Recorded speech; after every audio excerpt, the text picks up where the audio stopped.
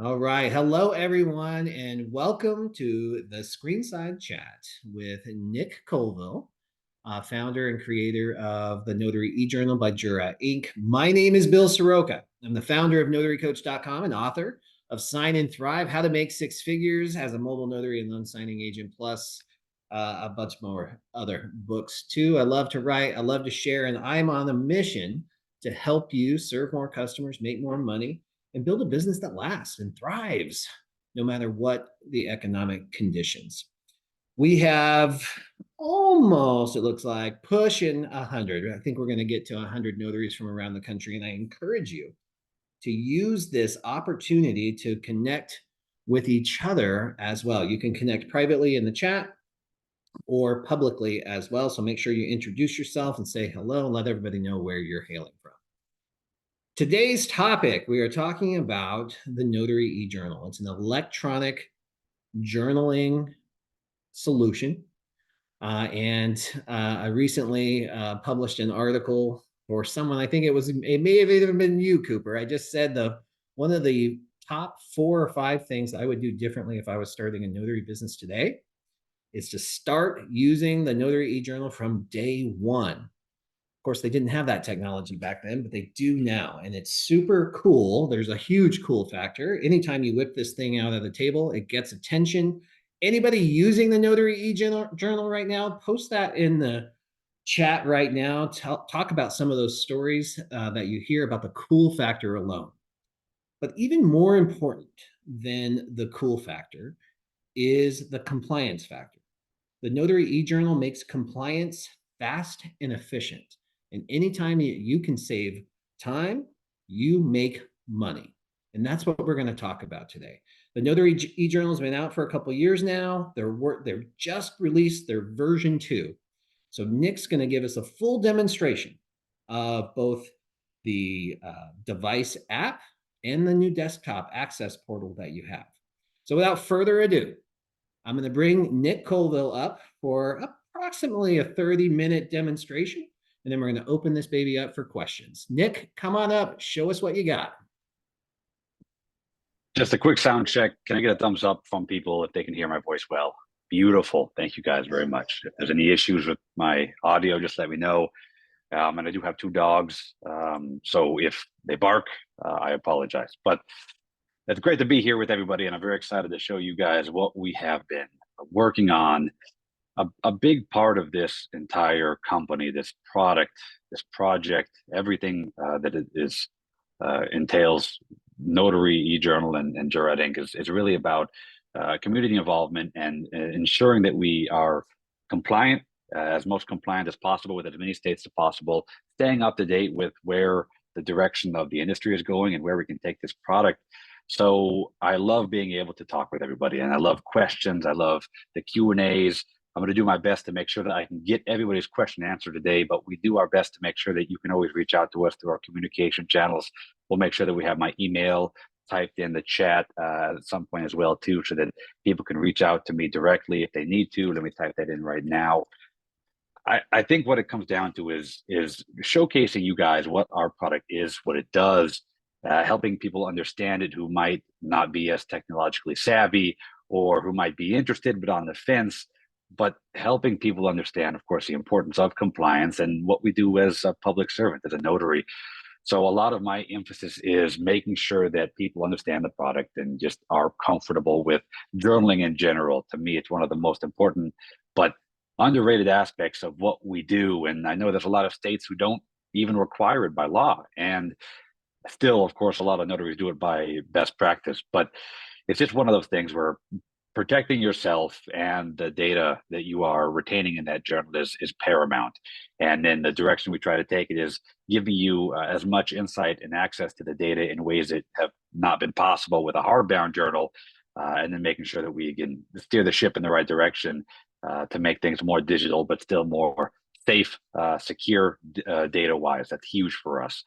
So what I'm going to do today, a big thing today, is not just talk about the product in general. A lot of times you guys have seen our product before, the tutorials are out there, the website's out there, but I want to show you guys specifically version 2 and the big difference that we've been working on here with this latest product update, and how that's laying the groundwork for the foundation for the future of the product and the data management itself. So if you take a step back, when we launched our product, it was a mobile only product. And one of the key things that we do is we timestamp everything that you do within the app. This is to help protect you as a notary. So the audit log will tell you everything that you did at what time specifically. If you ever have a subpoena, you ever get a journal entry requested, you're able to provide more data than a hardbound journal, which is really nice. So not just saying, yeah, I wrote their information down in my journal, please believe me, but you have timestamp for, no, I scanned their ID at this time. My location was detected at this time. So I was there with that person. I scanned their thumbprint at this time. This is valuable information that we really were never able to tap into with just hardbound journals. So the mobile only product was very, very driven by the requirement to make a notary journal entry concurrently with the notarization itself. That's how my state does it in California. So creating a product that was compliant with California law required, of course, the ability to create it concurrently. The thumbprint issue, which we solved, we're going to go over that later, but that's one of the cool factor things here, is that we do have that thumbprint scanner integrated into our product as well, which is really neat. But the biggest change in V2 regarding the timestamps and the audit log is a new timestamp referring to the actual specific notarization date and time that you can manually enter.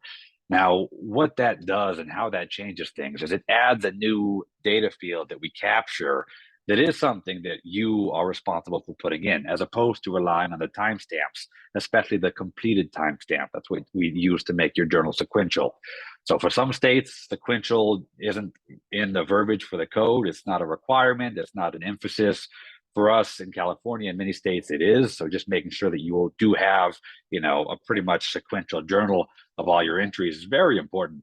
And with the ability now to have a fully functioning web app that can allow you to manually enter in the notarization date and time, we're in a position now where you can backlog journal entries, and states, the notaries who are in states that don't require the journal entry to be concurrent with the notarization can now create their entries in a more lax manner with this, not as much of a strict infrastructure or interface that requires them to be in front of the person only on mobile. So the biggest thing with this V2 is giving everybody a fully functioning web app that is just as capable, sans the thumbprint scanner. That's coming soon for the actual web app. That's the only thing that the web app can't do that the mobile can, but give you all the tools to be able to do everything we just talked about. And so that's, if we were to step back, that's why I'm discussing version 2. And so a lot of our users now will see a bit of a difference with this demo.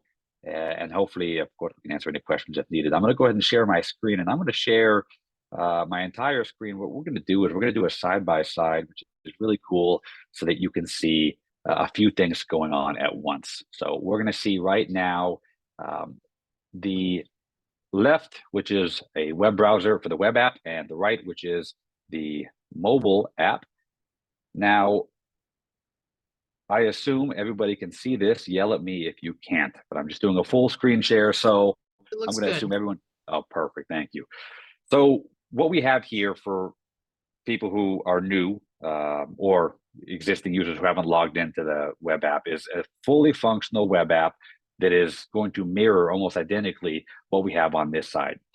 So most people are used to being on the right. They go in and they create their entries. They can view their journal entries and whatnot. And the web app used to be just very export only, manage your subscription and everything. Now we go way deeper.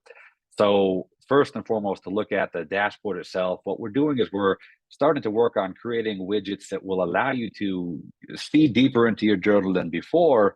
And this is a very important aspect of what we do, is get that community involvement and feedback. So for users who are logging in and seeing this, I want you guys to be able to reach out and say, this is data I want to see. This is something I want, and maybe something within the journal that would be very helpful for me to see. And the place to submit those requests is right here in this new feature request section. So we have a really, really awesome interactive tool here that allows people to come in, and it'll already sense that you are logged in to the Notary eJournal. So you don't have to create a new account here. You just come on in, And you can see these are all active community posts where, very similar to Reddit, people are upvoting things, they're able to comment, and this gives us a really great line of communication with you guys. So keep that in mind. This feature requesting, very active, and that's very important for us because we want to know what you guys want most and first, stuff like that. So the dashboard, going back to those widgets, we're just trying to give you some insight into the data that we never really had insight into prior to. And a lot of this stuff might not be important. These are brand new widgets, and we're just displaying a few things based on data available, right? Like save drafts, that might be useful. How many signing packages you've created, maybe that's not very useful to some people, maybe to others. Seeing your fee breakdown, very cool to be able to see the fee breakdown and the document types within the given time frame here. So you could always just change the time frame, let it load, and it'll update things accordingly. We're working on some new things to allow you to also manually adjust here, and then to have some presets from month to month as well. So this stuff is all very, very fluid, and we do want that community involvement, that feedback, to hear about how you guys like it. We do have the active devices list here, which, remember, a lot of people might not know, you can block a device. I always recommend doing that when you get a new device. That way you don't have to worry about something being logged on to one of your old devices. So something to keep in mind. Almost everything is going to be found on this left navigation bar, and then some stuff that you guys haven't seen before. So those are the widgets for you, the dashboard widgets. The journal itself, right, we list everything here the same way you would see it listed on the right. The only difference, right, the only thing that doesn't sync across right now are drafts. But that's because we were a mobile only product that didn't require people to really jump around between devices very often. Now people want to be able to create a draft here and then go use it in the field. So we're working on that, and that's going to be something that comes out in the next month or two as well. So that's the only thing that doesn't sync. Everything else that you do, your journal entries are going to sync. Everything else is going to sync the way it would. Even any changes here in your profile, any options you change. Like, for example, Jeffrey Clark from the Notary family, they're fantastic, and he always pokes in sometimes and tells me what he likes and doesn't like, and so he wanted something for privacy. So now we have a privacy mode that allows you to toggle a few things on the right and the left. What you'll see here is you'll see things that get hashed, and if you take a look at this here, the hashing of the information, we just got to request to hash the numbers here too, the fees entered. So we're working on hashing that as well too, but just to give you a little bit more privacy in case you have your journal open and somebody's going to be around you, especially now that we have a fully functional web app. You don't want people to see the names, for example. So that's something that we're doing as well. Another thing we have is persist ID. So we did allow people to now omit the ID when they're scanning. So if you go into your settings, you can disable or enable this right here, that little toggle right here. If it's disabled, then when you do an ID scan, we'll just omit that serial number for states like Texas, who they're prohibited from capturing that information. So I do like to point out, a lot of times these features are for convenience, and we do our best to provide features on request for people, but not go overboard. There's something referred to as feature creep, where you just start to change the product so much based on all this feedback that it becomes too confusing, right? So you could always, for example, delete a data field. That's how users have done it so far, right? If they want to scan an ID for the quickness and for the fraud deterring aspects of scanning an ID's front and back, they can do that, and then they can just delete the serial ID field on their own, right? So just remember that we don't want to go too far above and beyond and complicate things, but giving you guys the ability to omit the ID scan is pretty cool. So people do like that. Now that that's out, you can create an entire new entry, of course, here, and I'm going to go ahead and just mirror that left and right so you guys can see the process and how it goes in tandem. Creating one on the website now is going to be like this. We go through all the same steps, similar to the way we do on the right side in the mobile app. We have 6 steps. We have 6 steps here. So these are going to be 2 sole and separate entries I'm creating at the same time. So the data is not going to be the same, but I'm just adding it in so you guys can see the process. We have the same type of location fields. If you have your saved locations, throw them in there. You could always change those on the fly over there, and you could also change them here in the app as well by just loading it, saving a new one. So if you have an office you work in, you're there all the time, add that as a saved location, and that way it's very accurate. You don't have to hit detect. You don't have to search for the address. But if you do need to search for the address, it's very easy, right? So you can easily just search for any address, and they'll start to populate with things that are around you, because it's integrated with Google Maps, so that makes it super easy. And the same is going to go for here. And then, of course, you could manually add that information as here. Now, the address fields are nullable, meaning you don't have to put the address if you don't want to. I had a conversation with somebody about a week or two ago about only wanting to put city and state, and it is nullable, so you don't have to put that information in, although I haven't found much of a use case for notaries to not. I haven't run into very many notaries who don't want to have their location added in there as well. This is the timestamp that is brand new, this notarization date and time. Now, I can backlog this. I can create an entry for December, and it will go back in sequential order back to December. But the cool thing is about that, to make sure that people aren't doing anything suspicious or shady, and as a public servant, you took an oath, hopefully you don't, but we still timestamp everything, right? So the audit log will reflect when you created that entry and added the data, and then it'll have the actual notarization date and time as maybe in the past by a month or two. So there's always going to be some insight into when you did something that's going to require a bit of accountability on your part, which is pretty awesome. So a lot of people did say, well, gosh, doesn't that mean I could just make entries for whenever and it messes the sequential order of my journal up? Yes, you could absolutely mess up the sequential order of your journal by adding in entries in the past, right? But the timestamps and the audit log will help bolster your position if needed regarding the authenticity of when you made the entry. And that's how that works with that new timestamp. So the new timestamp, you set that for whatever you want, and then you will, let me just add a location here, and we'll move forward. Now, I hit next on this one. I'll just go ahead and load one here as well. Same, so you can see my favorite location is sync across, and I'm going to go ahead and just add the timestamp for maybe a couple hours ago. So now we had the signers. Most people are used to this, comfortable with this. Of course, there are a few things missing on the web app, right? And you'll hear me refer to the website as the web app because it is a web app, right? It's an entire piece of software programmed into a web app. It's not just a website per se. So it is its own entity in terms of data security and authenticity or authentication when you log in and everything. So just to clarify, when you hear me talk about web app, I am talking about the interface on the website itself as opposed to mobile. Now, mobile, you're able to scan IDs, which is, of course, one of the most popular functions. And you can't do that, of course, on the web app. So you'll want to manually enter everything on the web app.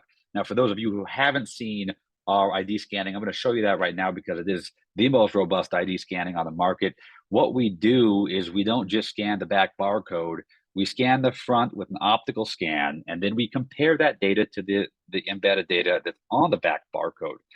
The point of this is to help you guys deter fraud. If somebody has a fake ID that doesn't match, we're going to flag that for you. Now, oftentimes we do get people who say, well, it flagged it. It didn't have a junior on the front, but there was a junior embedded on the back. That's going to happen, right? Your job as a notary is to pretty much come to the conclusion that you have properly identified a signer or not, right? That's your job to make sure that you are still comfortable moving forward. But with a tool like this, you could at least get a nice bit of fraud deterring action here by scanning front and back and making sure they match first and foremost. So what you'll see on the right side in the mobile app, I'm going to hit add identification, and I'm going to go ahead and scan front and back. This is real time, so this is not like a video or something. And this is my ID, my old expired one. So I scan the front, I scan the back. Now you'll see that took about 2 seconds, and it populated all the data, and it tells you at the top there, we do not take pictures of IDs. I can't tell you how many requests we get for that, but that is something we're not giving you guys yet. I feel our business feels that it is a bit too much to have pretty much an open field where you can just store anything you want along with that notary journal entry, including pictures of whatever you like and pictures of the identification itself. You are either prohibited in certain states from capturing that information, or as a best practice, I don't believe that I would recommend that for people. So just as a note, we do not store that picture. You could go into your camera app and take a picture, but that is where you are now liable for handling that data and that image. We just scan that optically, and then we pull the data in here. Now you can see that's an expired, it's my old expired ID. So we do flag that just so you know. And if the data didn't match, we would also alert you to the data not matching, which is really cool. So that's how fast it is to add somebody as a signer. And I'm going to go ahead and do the same here, but of course, it's just not as cool because I have to type it in, which is unfortunate. I can add the identifications or how I am identifying them. In this case, I could add all that information there. I could save the signer without an identification, or I could use one of the other identification methods. I'll just do personally known for this one, and I'll save them. So now I have two people, one person here, one person here. I'm gonna go ahead and add another signer for the sake of the next step. I wanna show you guys how this works. Now, I want you guys to start focusing on what we're doing here with the collection of data and the order in which we are collecting data, because that is very important. Why we collect the signers on step 2 is because after that, we're going to go ahead and add the documents, the meat and potatoes, and we need to be able to map who is signing each document accordingly. And that's very important. We don't want you to go out of order and not be able to associate the correct signers with the correct documents. And me being a loan signing agent for as many years as I was, I needed something that didn't require a lot of redundant data entry. So this allows me to handle situations where I have signers who might not be signing all documents, a title-only borrower who's just on title, but they're not on the loan. I don't have to start the entire process over and create an entirely new set of journal entries just for that person. So that's why we collect step 2 signers. Step 3 is going to be documents. So you see here on both interfaces, what I have is I have 2 signers here. This one I didn't add an identification for, and one I did personally known.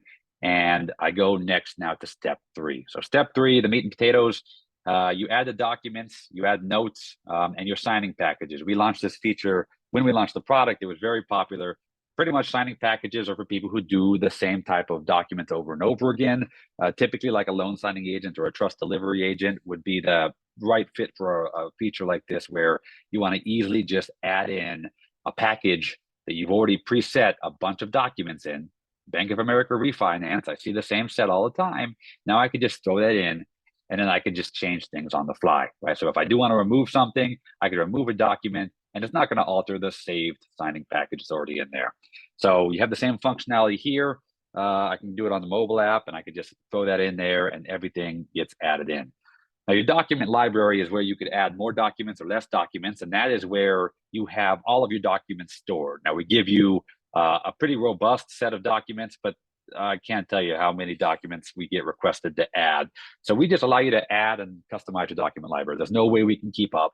And already people do complain that we give you too many and they don't want this many documents in their library.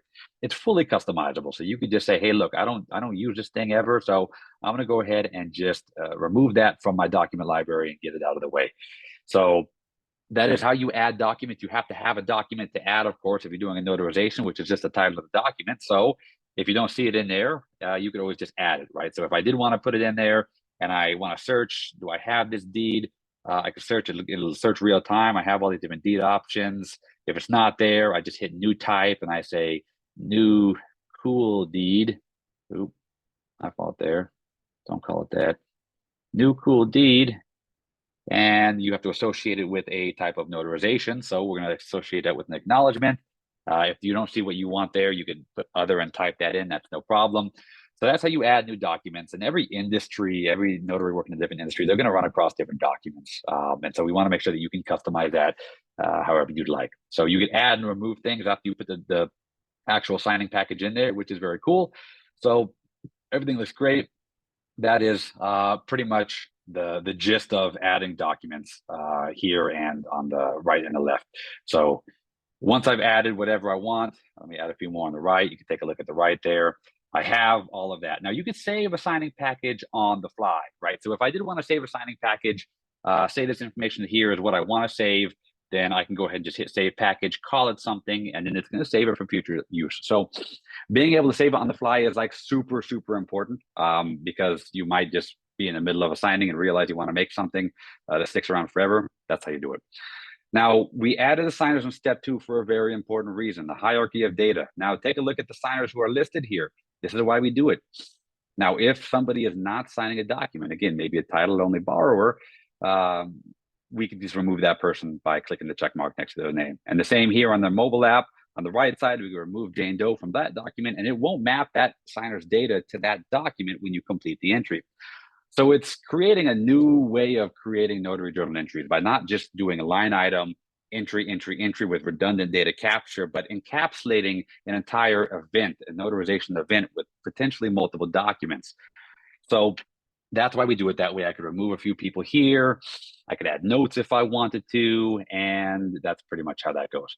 Now, to point out, the draft on the top right, you see verbiage here that says draft saved. Everything you do is saved as a draft until you save it or delete the draft. Now, you can delete a draft, but you can't delete a saved entry. That's because laws forbid you from doing that. So if I were to go back at any point in time, I can go back to my draft list and I can go right here and open it up again and start from where I left off. So that's in the save drafts area right here.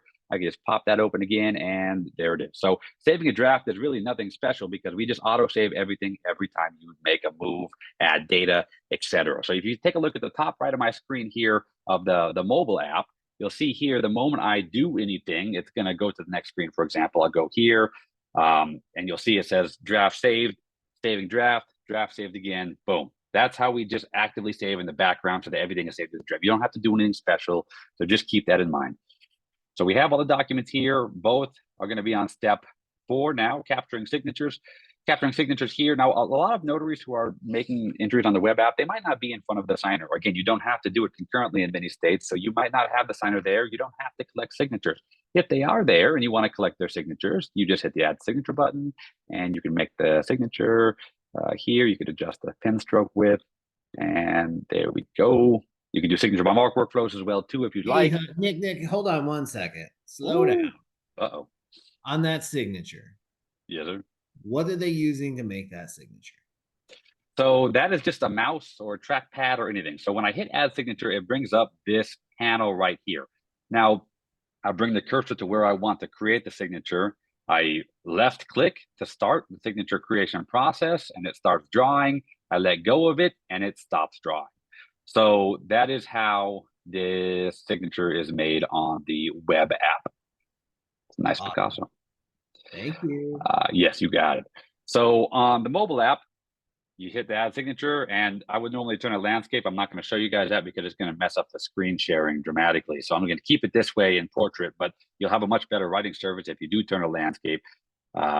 Save the signature there for these signers here. And we're going to go to the next step. Now, the next step here in the web app, you can see add fingerprints, but we don't have that functionality yet. That's a mobile only feature. So if you're in California, still use the mobile app for this. Yes. Nick, can I stop real quick? This is Jen.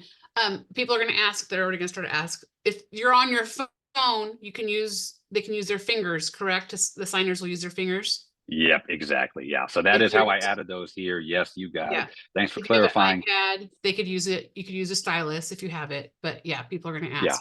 And you can use it. You can use any pretty much stylus. I just buy the cheapo ones in bulk on Amazon that have like the black tip. Now we do get a lot of people who say, well, I have a very specific Samsung that has a very specific Samsung Special Galaxy pen.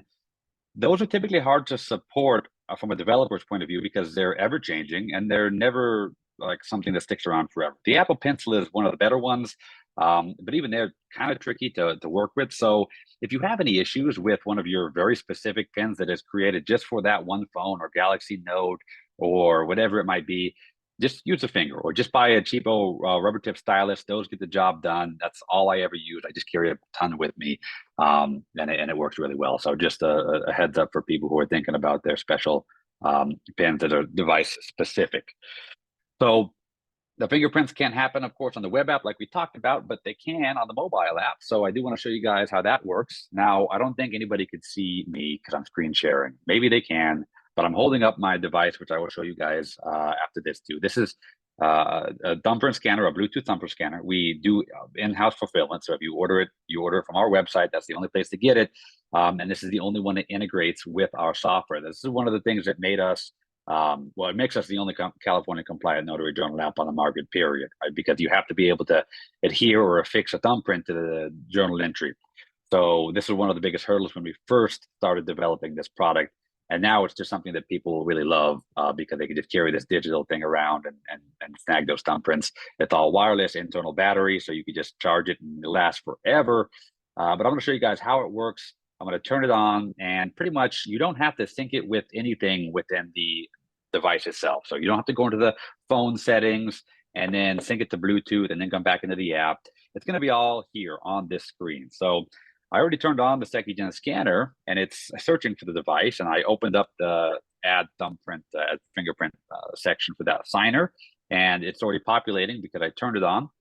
I hit connect. It's going to connect to the device, which is great. I can select which finger or thumb I am capturing. We defaulted to the right thumb, but you never know what you want to capture. We don't have toes yet, though, so nobody's requested that either, fortunately. And what we will do here is we will capture the thumbprint. I'm going to hit capture, and I just have the person hold down firmly. Now, a lot of times people will say things like, it's not very dark, or it's too dark. The same problems you're going to run into when you are doing ink prints are the same problems you're going to run into here, which is maybe there's not enough moisture on their thumb. Maybe it's very flat. Maybe the thumb is kind of just not very print friendly.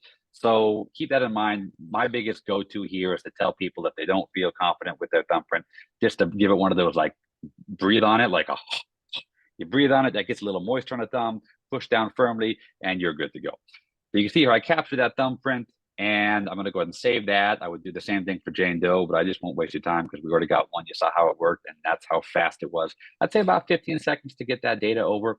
That data is coming in the form of packets. We're receiving those data packets, and then once we receive them, we have internal algorithms that construct the image of the thumbprint. So it's not like a picture being transmitted.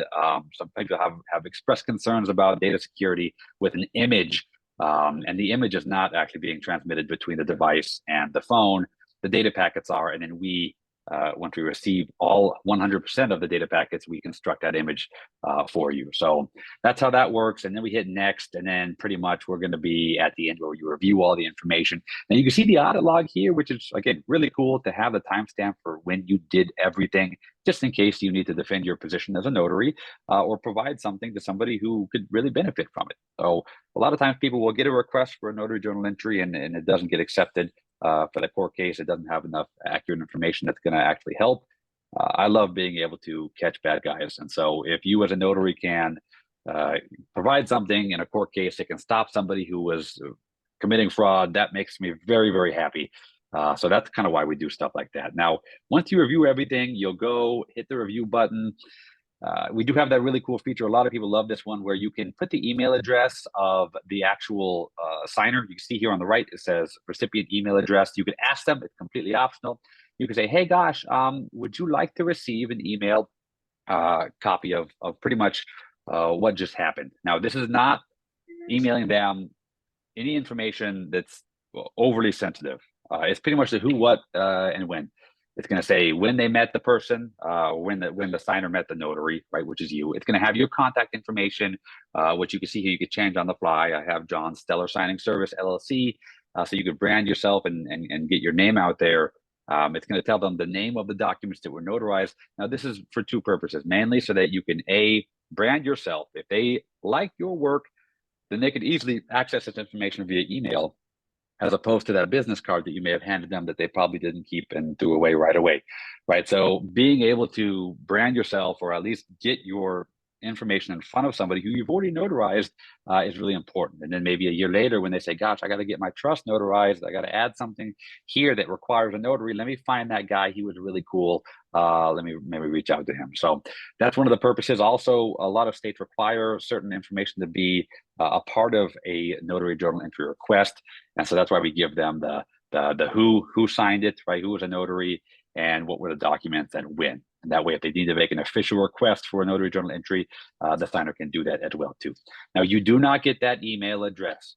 You could get the email address outside of our service if you'd like, but the biggest thing here is we're trying to maintain integrity between a signer and pretty much us and the notary. We don't want people to be adding people to spam email lists, piss people off, and then our company looks bad because we're on the email being sent, originally, and then they got added to this email list they didn't want to be added to, stuff like that. So we do want to just point out that you don't get that email at this point in time. Maybe we'll change that in the future if we find ways to mitigate the concerns I have with that data privacy. But other than that, it's pretty quick. You finish, you complete the entry, you mark it as completed. At this point, you can no longer delete it. If it was a draft, you could delete the draft.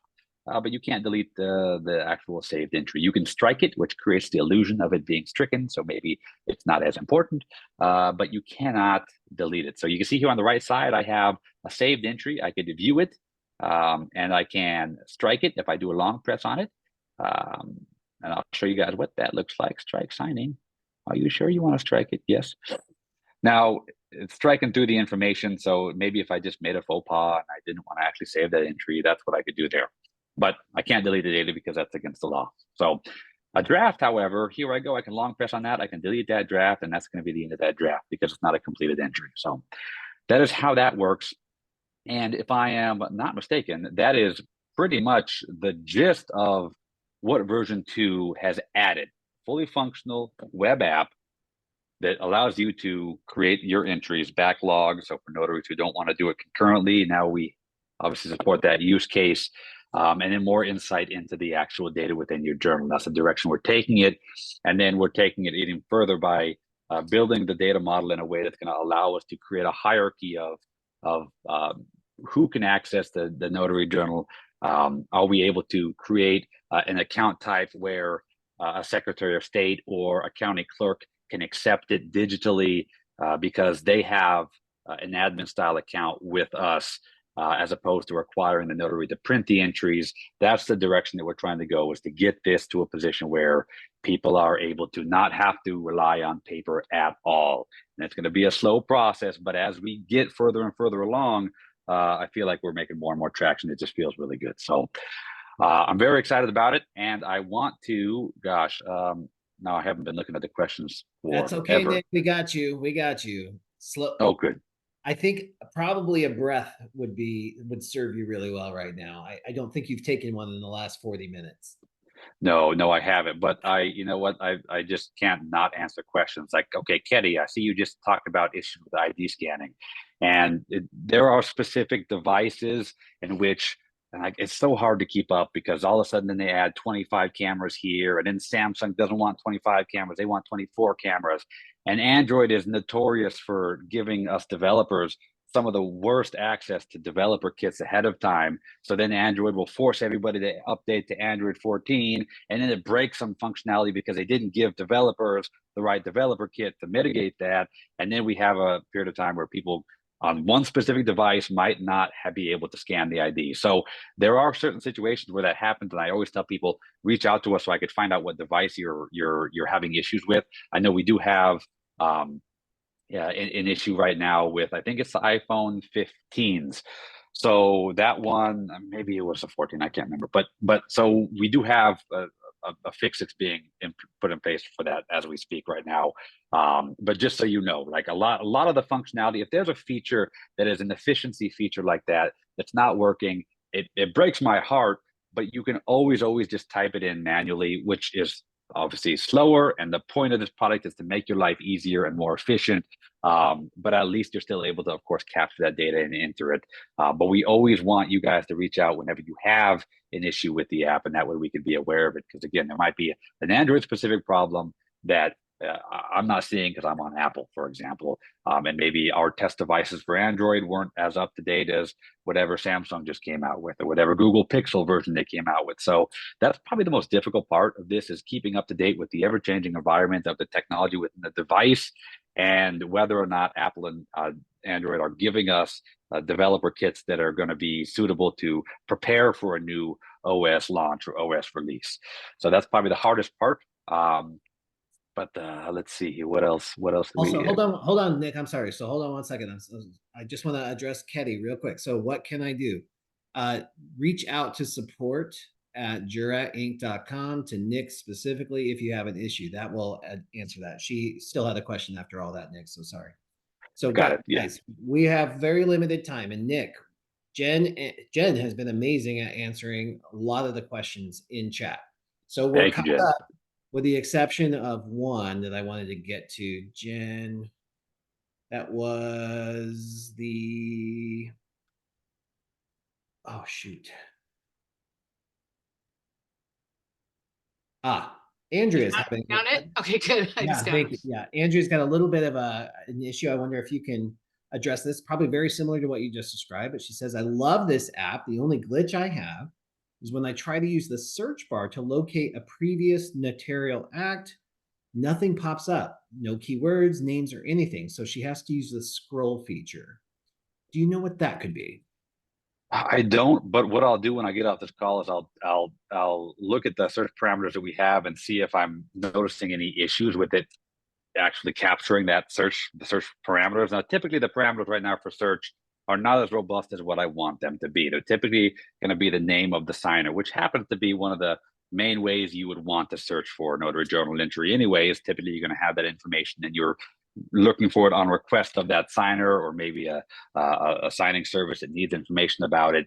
But a lot of people have also asked for just being able to search by a specific date, or maybe a specific keyword, or even our unique identifiers, the grid on the back end. So we create a unique identifier that separates one entry from all other entries. And that's something that is shown when you view the entry. And it helps us to make sure that the authenticity of data is verifiable. And Right. there are other search parameters we want to add, but I haven't had any issues with searching for names, and I don't know why you would be. I will look right after the call, so I don't have to take time from this call, and I'll go ahead and see if I have any issues with that. Now, what I would recommend, Andrea, is just shoot me an email at the email that we provided, or any of the support requests, because typically I handle all of the customer support, and just, hey, this is Andrea from the chat. Just wanted to have a follow-up with that, and that way I could reach out to you. I wouldn't know how to find you otherwise, but sometimes something gets tweaked when we're developing some type of new update or changing something, and I'll make sure that that's not the case here. So All right, we have time for just a couple more questions. And on that same note, Nick, Amy says, I'm sorry if I came in or if this was covered already. I keep hearing from the Secretary of State in California that they won't accept an eJournal because they're unable to send journal entries in as requested. Have you heard anything about that? Or can you address that? no, and I would be very interested to see, or to view any correspondence that you have had with the Secretary of State's office, to see what they're specifically saying, and where the correspondence is, like who is specifically having it. When we first launched, there was a group of a school of thought that this is not compliant with California law, and that's typically the stereotype is we don't have any digital RON stuff, so you can't do electronic. So fortunately, within about a year, we were able to really make people confident with our position, because we do have correspondence with the Secretary of State's office saying there is nothing that prohibits the notary from using an electronic journal. So the way the code is written, there is no specific tangible nature of the journal that would disallow a product like ours from being used. So we do have correspondence from Bill Downs, from other people themselves who are high enough up to say yes. But what I do always tell people is to look at the code itself and see how the code is written, because at the end of the day, administrations will come and go from the Secretary of State's office. And a lot of times the people who are answering the phones, even at the NNA's office, I've had some issues, or in the beginning we did, because they would just say, oh gosh, California electronic, you can't use that journal. And then the notary would come back to me and say, well, what are you guys doing? And then I would have to circle back to the Secretary of State's office or to the NNA and say, you guys are doing a disservice to the notary community by accidentally, by having your phone staff give improper answers or incorrect answers. You're misleading notaries, and it's damaging our business, but it's also just damaging everything about what your office stands for. And so looking at the code is very important. One of the things that we do hear from notaries in California is that, yes, I have to print out my notary journal entries when I have to submit them to the county clerk's office. So that is how the county clerk's office that I have spoken with and heard about people speaking with have requested the notary journals when they're being submitted. But that is also why we're building the product in a direction to where we're hopefully able to create more of an account type that is an administrative account that can consume the electronic journal entries. They could have them electronically transferred in a way that doesn't require the notary to print at all. But worst case scenario, you just have to print, and then you would have to deliver them. So that is what we're hearing. But every county clerk's office is also different. So they're all going to give you a different answer. I've heard some people say, they just told me to not even submit my journal, that they don't even collect journals anymore. I literally heard a notary say that about one of their county clerks in California. So that's very misleading, by the way. That's scary. So it's very important to understand, number one, the code, to understand, can you use a product? So we talk about compliance with code more than are we approved, right? The SOS doesn't approve our product. They don't approve any product for use. They just say, here's what the law says, and then maybe here's our interpretation of that law. But I would be curious again, Andrea, about the or whoever mentioned that about Yeah, you know now Nick, so I think you touched on it a little bit. So Amy's just saying that they said there's no way to send journal entries if they're requested to, and you have a solution for that. So if somebody were to come back and say, I want to see the journal entry for this, you have that covered, and you have a way to turn that in at the end of your commission. So all of that is covered on that. correct. We are running out of time, but Pam has had her hand up so patiently. I want to make sure that we address Pam. Pam, come on. Okay. What's your question? Thank you. Quick question. I did a loan signing the other day, and of course there was multiple pages to sign, but most of the signing were done by the husband. There was only 3 that the wife signed. So I don't know, I had a phone call come in, and I don't know if I missed. Did you take off that one signer that wasn't signing those particular documents?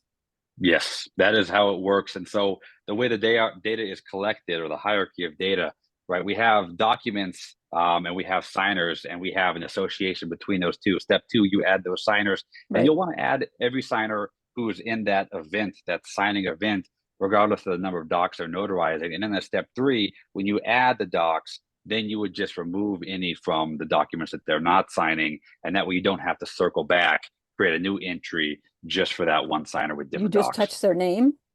Yeah, so you just touch the name, correct. So all you Oh. do when you add the documents Right. on step 3, you would have already added the signers on step 2. So then you add the documents on step 3, and when you scroll down, you'll see the document card. You'll see the document listed, right? And it looks like a Right. little card, and then you'll see the names of the signers with a green check mark right next to them. And you just Okay. touch that green check mark, and the green check mark will go away, and they're no longer associated with that document. All right, great. Thank you. Great question. Very good question. And that's one of the small features that is so impactful to efficiency in terms of creating journal entries, where you might have a situation like Pam, some signers on some documents and some that are not. You know what, Nick? We have literally like 3 minutes because we got the NBB new member orientation call immediately following this. But Nancy just asked a great question about witness signatures. Can you touch on the functionality of witness signatures for? Good notary question. firms? And that's a really interesting one, because every state handles different types of witnesses differently. So the types of witnesses we specifically support right now are credible witnesses, first and foremost, as a form of identification. So if you're using a 1 credible or 2 credible witness workflow as a form of identification for a signer, a principal signer, you could do that as a method of identifying them on step 2 when you add that signer. Now, a lot of people ask about specific document witnesses, which we don't currently have a specific place for that document witness. But what I tell people is, in most scenarios, the document witness is also signing the document. And if that is the case, then you'll just add that document witness as a signer on step 2. And then you'll just remove them from being associated with any of the other documents, the way I just mentioned to Pam. Remove their name from all the other documents, and then you could even write a note on that document, because every document has its own note section. You could just write, John Doe was a document witness. So you still have the ability to capture that information, but there is no specific document witness right now. And we're working on trying to find a way to add that in without overly confusing and complicating the process, because again, you could just add them as a signer, since usually they sign the document as well too. Or you could always find a way to put information in the notes section. Many times you might not have to capture their signature, for example, in the journal. So the journaling requirements being different than the actual document notarization requirements by law. It's always very complicated, and making sure that you're understanding your own state's laws with that. But the types of witnesses we do now with the special workflow or the credible witnesses, we do have the signature by mark workflow as well too, which is kind of technically a witness in a sense. So you can capture signature by mark data for signers as well too. Nick, can you answer this next question from Geneva? Can you switch between an iPad and iPhone? Can you switch from devices, or does it always have to be the same device? Can you do that in 1 minute or less? Yep, you can do that, and you can do it between Android and iOS as well too. The only thing that doesn't sync right now are the drafts, so just keep that in mind. That's going to change in the next couple months. But if you want to go ahead and go on your iPad out in the field, create a signing, you're good to go. If you want to then use your phone when you're in the field, you're good to go. It's all cloud-based, so you can just sign in and everything's going to be there, even if you left your iPad at home. That's part of the purpose of this, is to be able to have an on-the-go Notary Journal solution. So yes, hop between devices, hop between the web app and the mobile app as well too. So yes, yes, and yes. And I do feel like, I know we're running out of time, but I do want people to know they can reach out to me. I love questions. I love conversations. And I love talking about Notary Journal law. It's one of the weirdest, most niche things I never thought I'd be excited about. But I take this very seriously. And so I always hate it if there's somebody in the audience who was like, gosh, I really hope somebody asked that question. And maybe it was silly, and so I didn't ask. There's no silly questions. So anytime you guys want to reach out, I do my best to answer as fast as possible. And we are doing our best to just continue to make this product as good as it can be, knowing that there's always going to be something that needs fixing, right? Nothing's going to be perfect for every notary in every state. Somebody might have a workflow that I don't have in California that I want to try to make a feature for them, and then now Oklahoma's mad at me. So there's always something that we're trying to do better. And most important is just the community involvement, talking to you guys and just making sure that you guys are heard and the product goes in the direction that you want it to. Absolutely awesome, Nick. Thank you so much for everything that you did today. And for anybody who's on today's call, Nick, if they want to try out the Notary eJournal, what's your recommendation? Free trial, 14 days. You can create up to 5 free entries with that trial account. And we don't require a credit card to start. I don't like the business practice. I want you to be able to touch it, feel it confidently. And if it's not for you, I don't want you to do it, right? If you have your habits of journaling the way you do it, do that, because what we do as a notary is so important to our community. But if you're looking for a better solution, maybe a digital solution, the free 14-day trial gives you full access. We don't tier based on any type of pricing model, right? Your trial gives you access to everything. And then once you upgrade, you just can do everything. Unlimited drafts, unlimited entries, unlimited data ID scans, thumbprint scans, everything, right? Of course, the thumbprint scanner requires the purchase of the device, right? So that's the one-time purchase, but this is the same one I've had for about 5 years now. They last forever. But that's how they would do it. Go to juratinc.com, free trial, and then give it a shot and see what you think. Give us the feedback. Let us know what you think. And I love it when people tell me what they don't like, because that way I can make it better. So that's super important to me. Excellent. Nick, thank you so much for being so open to questions, feedback, criticism, everything that helps make the product better, which helps make notaries in the field so much better, more efficient. So thank you. And you guys have a wonderful time. If you're part of the Notary Business Builder community, we're going to kick off our new member orientation call in 4 minutes. Thank you so much for giving time of in your afternoon today. We'll catch you later. Bye-bye. Thank you, guys. Thank you very much. Bye. Bye-bye, everyone. See you guys. Thanks for joining.